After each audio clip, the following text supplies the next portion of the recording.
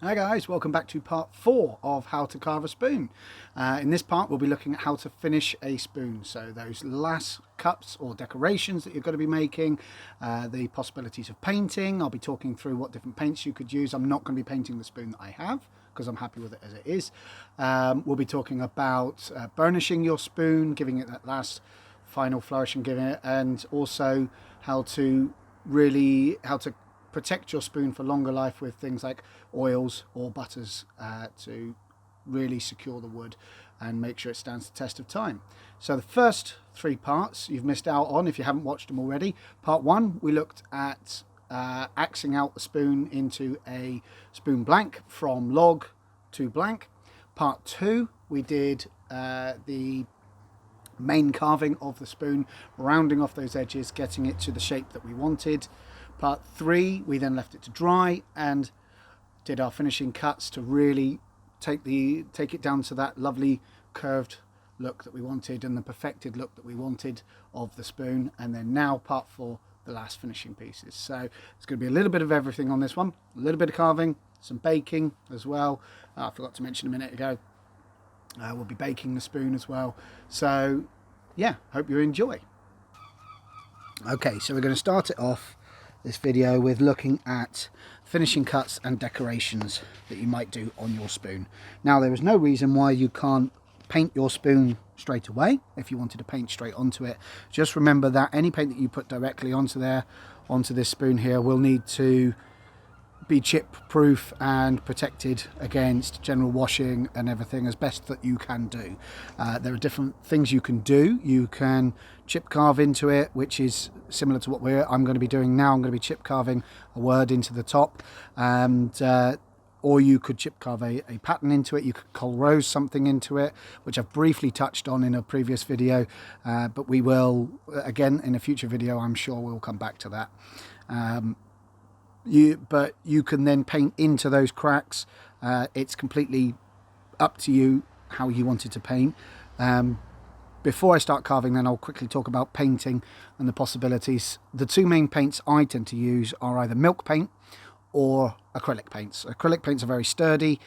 They have very vibrant colours. They don't bleed into the wood very easily as well, and they work so well. They're used very often by caricature carvers, and very rarely actually does anyone use anything different. And they work very well. The alternative, as I said, is milk paints.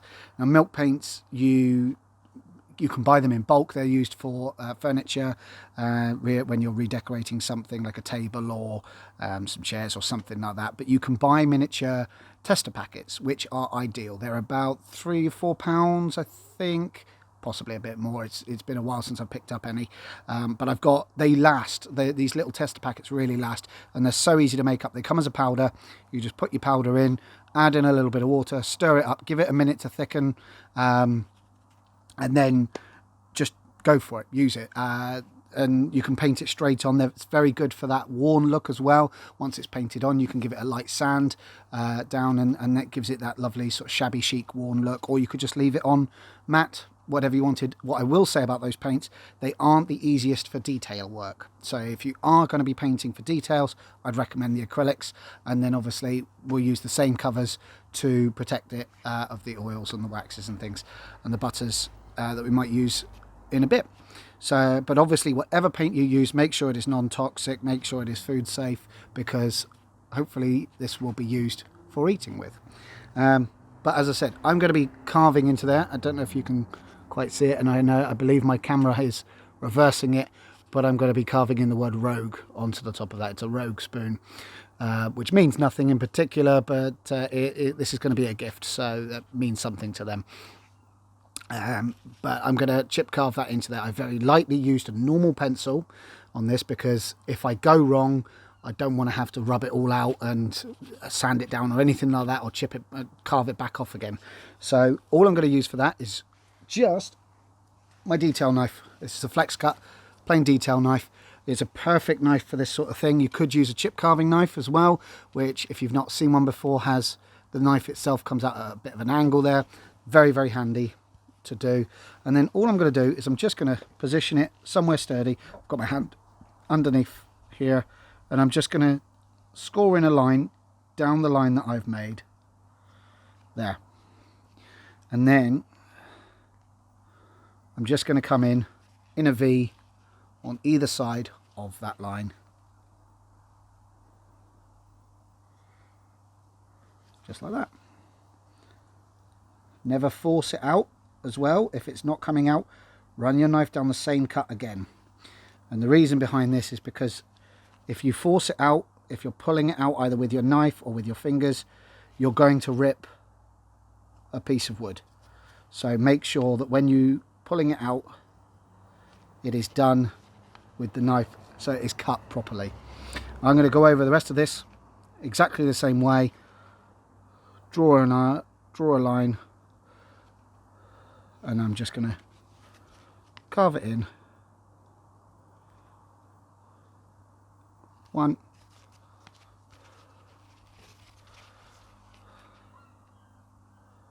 and 2. Obviously a nice sharp knife is very important for this, especially making sure that it is sharp right up to the tip, because that tip is making the first cuts.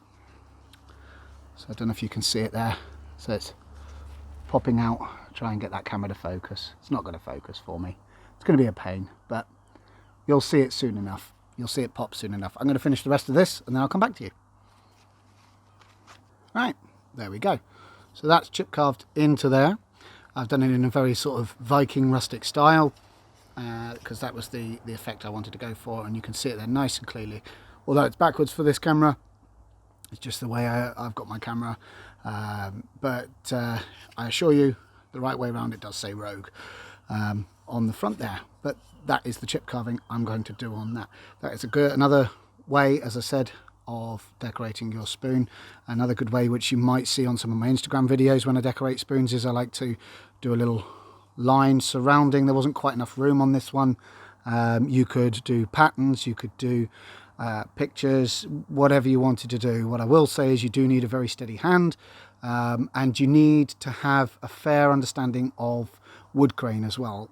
You'll only really get that through practice, but it's about cutting in the right place so that it doesn't split the grains. You need to know which way you're going as to which cut goes in first, but practice it. Practice it, practice it, practice it. You will get it. It will start to become a second nature to you. If you get it wrong, it's not the end of the world. You just go slightly over the carve again, but it's much easier if you practice it. I will admit, chip carving is not my forte. It's not something I always enjoy, but sometimes you look at something and think it needs that. So that was the effect I was going for. Right, next thing to think about when you're finishing a spoon is burnishing. Now, you may have heard of burnishing, you may not have heard of burnishing. Burnishing means to rub, the general action of it is to rub hard with something shiny and hard on the spoon, and it will flatten the pores, it will flatten the grain, and it will also take the edge off of some of the leftover edges that you've got on there. It'll also leave it really nice and shiny. How can you do it? You can do it with next to nothing. You really can. I've got 2 different ways that I use.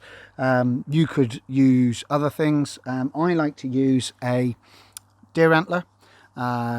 This was just a pet antler. I give it a good scrub, good cleaning off, and then I cut the end a bit shallower and rounded it off so that it fits into the bowls of my spoons. What I will say is, if you're going to be cutting antler, it stinks. Do it in a ventilated area. It really smells. It's the smell of cutting bone, and you get bone dust. You need to be in a ventilated area. It's not great for your lungs. It will smell terrible as well. The other way is, if you live near the coast like I do, pebbles. Or to be honest, if you live near a river, nice shiny pebbles work an absolute treat. The beauty of this sort of thing is, when you're sat at the beach or on the side of a river, you can keep having a look, and you can find rocks, different shapes and sizes, so that you get all these little inlets and divots and things that can fit around all the different areas that you're using. So you can get different roundnesses for different types of bowl in your spoon. You can do edges. You can do the sharper edges, like along the edge of the top of the spoon there, so that it won't dull it too much, but it will take it will burnish it well. You can get all sorts, and I've just got a nice little pretty organza bag just so I don't lose any of them. So I've got lots of different ones there. I'll probably use the antler this time, I think. I might use a stone in a minute as well. You could also use a plastic rolling pin. You can use is it a pestle or a mortar? Whichever one the stick one is. From a mortar and pestle. I've used one of those before. They work a treat as well, especially for bigger spoons because they tend to be quite big. Anything, as I said, that's shiny and hard, you can use. You could even use the back of your knife. If you've got a rounded back to your knife, you could use that nice and easily as well. And all you have to do is just push firmly, and you're just rubbing. So I'm just using part of my antler, and I'm just rub quite firmly, but not firmly enough to break it, hopefully. And you'll start to see where you're rubbing that it smooths over and you get a shine. I don't know if you can see it really in this here. If I try and focus the camera, it's hard to see, but there you go, that was it. You can just see almost a reflection starting to come out of the spoon just here where I've just been rubbing. You'll be able to feel it, you'll be able to see it. That's what you want to get, and you want to go all over your spoon, every nook and cranny, doing that. And as I said, what that does is it closes the pores, stops any food and liquids getting in quite so badly to the spoon. It also finishes it off, so with a combination of those finishing cuts and this, you won't need to sand it, which is the enemy of traditional spoon carvers. But also it's quite nice to say I didn't use anything modern with carving your spoons. I've just used a knife and a deer antler, or two types of knife and a deer antler, very traditional, and the axe obviously, but they're all traditional tools. I'm supporting the spoon as I go so that I'm not putting too much pressure. I've got my hand here, so that as I go, the fiddly bits, as you could see there as I was doing part at the end, is this part, and that's the fiddly part, is getting the right amount of pressure to make a difference whilst not keep falling off at the end of it. And this can take really as long as you want it to take. Some people batch burnish, so as they've carved a few spoons, they'll just leave them on the side ready for burnishing for when they're in the mood. I prefer to do spoon by spoon by spoon. It's just whatever you prefer to do. I find after a little while my hand starts to ache doing it, and then I actually put it on my leg there. So yeah, it's up to you. You just take as long as you need to take with it. I'll just go quickly to the bowl. So this is where I'm going to use this end here. I'm not using this grainy end, but I'm using the edges just to roll in and out of it there. And you just keep going, like I said, until every bit, and you'll see it, just keep moving it in the light, you'll see where you've got it and where you haven't got it, and just keep going all the way around. And then if I get one of those stones, I can show you it's exactly the same thing. I'll show you on the edge. So I've got one with a little bit of a divot there, and I can show you on the edge. You're doing exactly the same thing, just rubbing it along. Okay, it will flatten down any bits. It also hides a few little errors as well. If you struggle, like I've said previously, with bits in the neck, for instance, where it comes in and the grain splits because you've come in at two different angles, you're rubbing it down, it will hide it a little bit. You know, if there's still a little bit of fluff there you cannot get rid of, don't be afraid of it. Okay, just go with what you can do. Enjoy the hobby. Don't get frustrated with yourself. And it's a funny thing you will notice as well. I was actually cooking earlier. If you are on my Instagram, you'll probably see me post it in a minute, with one of my first few batches of spoons that I carved a few years ago. I still use it in the kitchen. It's pretty thick, but it's great for cooking with. And it's just something, it's just nice to use and to know that something I've made is still in use, still being used. It's just wonderful. I'm going to carry on burnishing this, and I will catch you when we get to the next part, baking. Okay, so that is my spoon burnished. So hopefully you'll be able to see on the camera here that there is a nice little shine to it where there wasn't before. Like I said, it will also press down some of those last few ridges and grains that you've got, You can really see it shining now in the light, but it will press those down as well, make it so that it's visible. You can see it was handmade, but you can also see it was done in a professional manner as well. It's worth pointing out, yes, I did do the thinner edges as well. You just need to be a little bit more careful as you're doing it.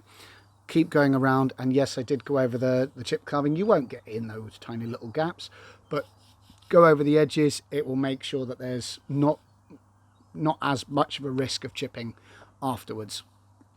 You've always got that kind of risk anyway, but there you go. So next thing, baking.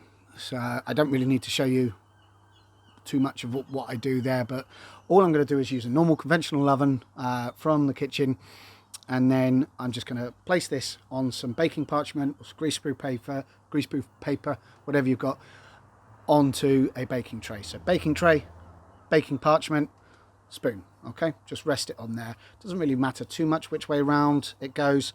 I've preheated my oven to 180 degrees centigrade. You'll have to figure that out if you want Fahrenheit or gas marks, but 180 degrees centigrade, about the average you want for a cake, really.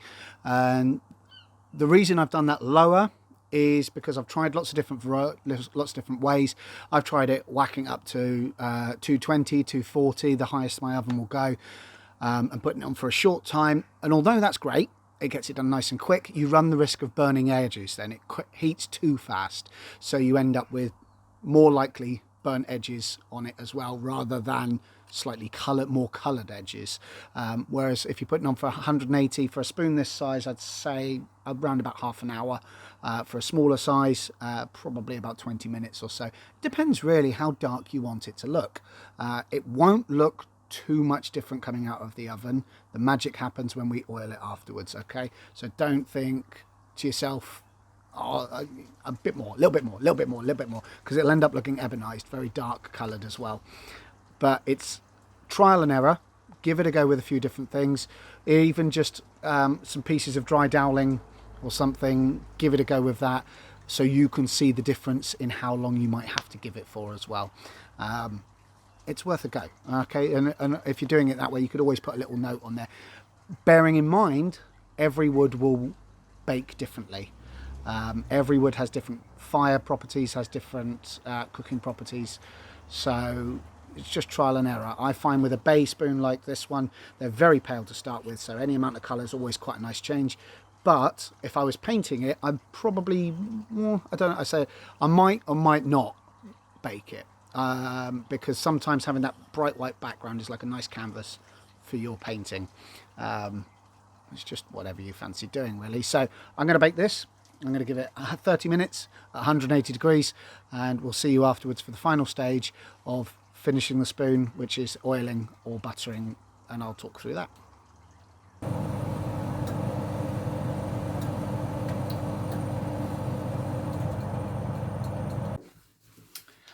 Okay, so that's the baking complete now. It's been in the oven about 30 minutes, and as you can see, it has really darkened down a fair bit in the oven, but you'll see the difference in a minute when I apply some oil onto the spoon. And that is the finished product then, really. So there are different ways of doing this to finish off your spoon with. I like to use walnut oil. This is my preference, but of course there is a slight concern about allergies with walnut oil. I think the general consensus is that you are pretty much safe once it has dried.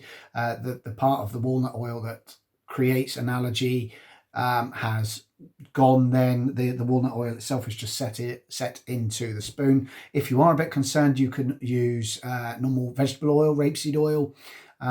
You can use mineral oil. You can use raw linseed oil, not boiled linseed oil. Boiled linseed oil is poisonous. Don't use that.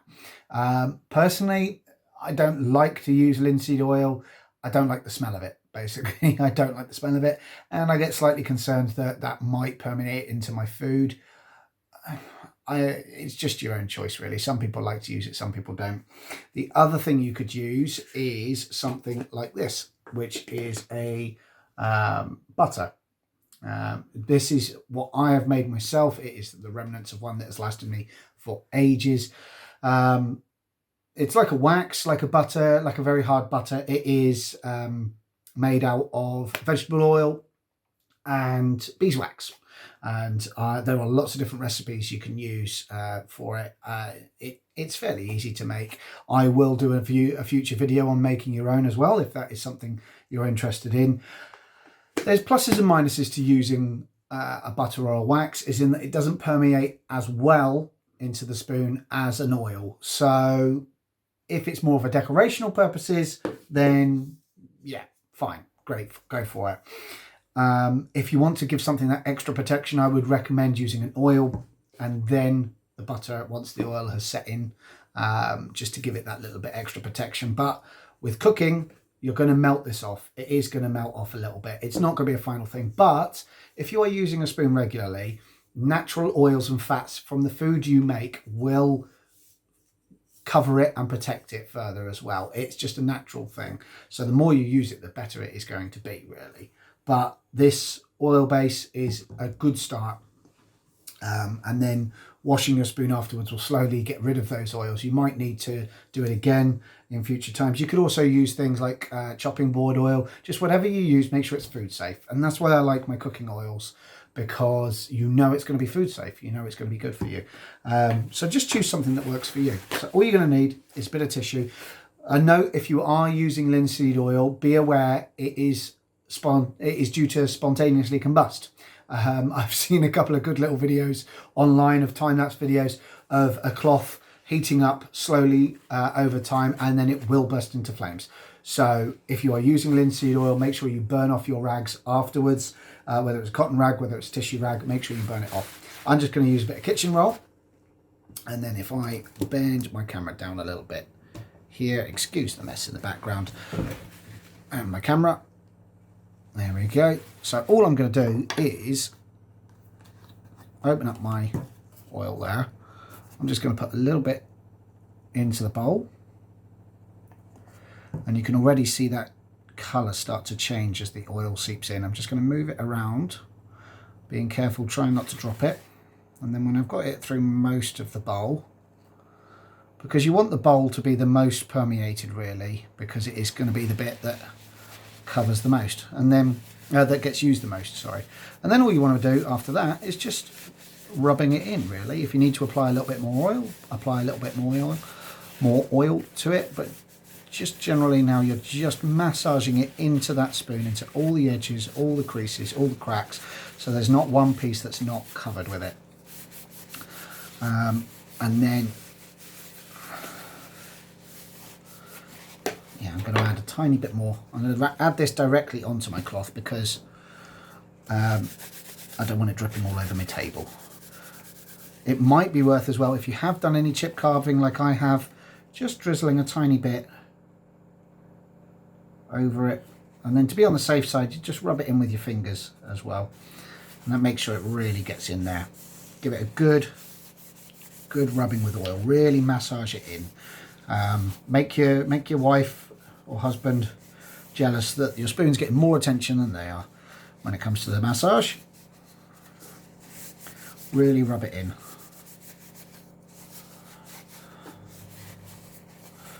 Okay, and then leave it alone. Once you've rubbed it all over, just give it a little bit of time to soak in. Okay, and then just give it another quick wipe over in 10-15 minutes time, and yeah, that will just polish it off. As I said, if you wanted to use a butter afterwards, then all you have to do with that butter is just grab a little, if yours is tough and hard like mine, grab a little bit, rub it on like a crayon. Just keep rubbing it, and then again with a cloth afterwards, once you've rubbed it all on, give it 5 minutes to set, and then polish it off with the cloth. And that's when you'll get a really lovely shine to it as well. I may well do that for this one, but it's not really necessary. It's fairly easy, self-explanatory. But that's pretty much it. So that is my finished spoon. So we've gone through axing that out a couple of videos ago. This was a log. This brings up back to me. So a couple of videos ago, this was a log. Now it's a fully functioning spoon, ready for use, ready to be used in your cooking methods, whichever and whatever it may be. So happy carving for all of you guys. Thank you so much for joining me on this 4-video cruise through spoon carving. Thank you so much for all the fantastic comments I've already gotten on the other 3 videos. Really encouraging, really fantastic questions as well. Please don't be afraid. If you've got a question, pop it into the messages. If it's something that's worth another video, I will, if I don't answer you straight away, that means I'm already thinking about a possible video that might be coming up. If it's something I can answer really quick and easy for you, I will do. I really enjoy listening to or reading what you guys have to say as well, as long as it's nice. But thank you so much. Please do hit the like and subscribe buttons wherever they are on the screen right now. And thanks for joining me. Cheers. Bye-bye.